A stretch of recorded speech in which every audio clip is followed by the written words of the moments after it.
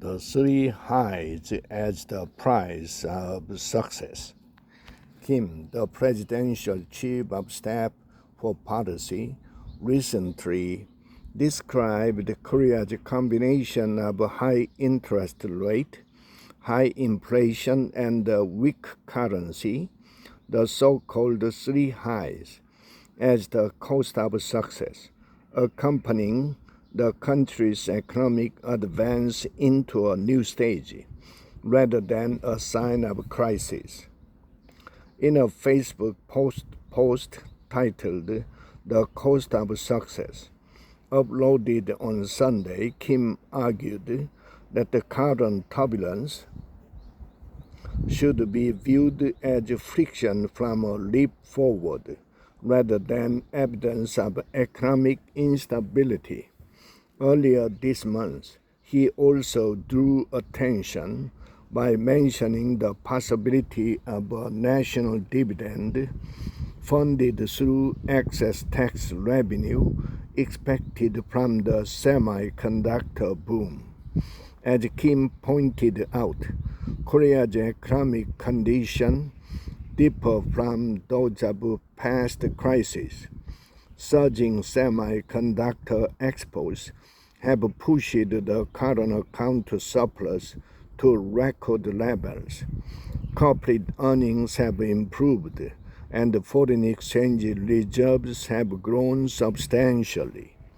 Kim's explanation for the dollar-won exchange rate surpassing 1,500 won also carried some logic.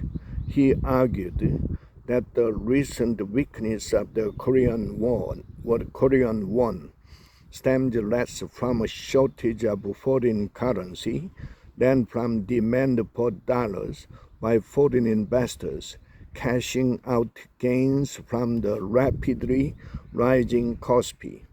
Kim emphasized that explosive growth in the semiconductor and the AI industries has triggered a virtuous cycle in which corporate profit, wages, and asset prices rise together, boosting household income, expanding tax revenue, and naturally lowering the national debt ratio.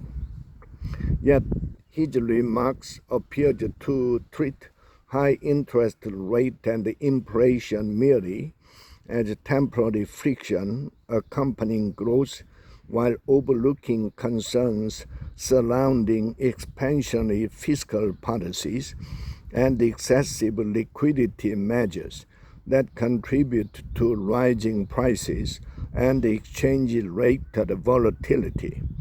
Structural weaknesses in the Korean economy also remain unresolved.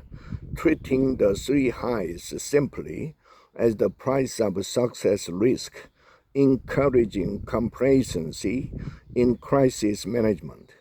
For Korea, which depends heavily on imported energy, a weaker won inevitably raise import costs and inflationary pressure.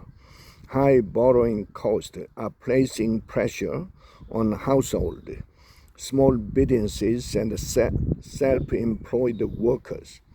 Kim argued that confusion arises when people misread the friction of the three highs as signs of crisis. But if Korea truly is entering a new stage of economic development, the country must strengthen new growth engine while pursuing structural reform to secure sustainable growth. Without such efforts, critics argue, Kim's optimistic rhetoric risks sounding more like political reassurance than an economic diagnosis.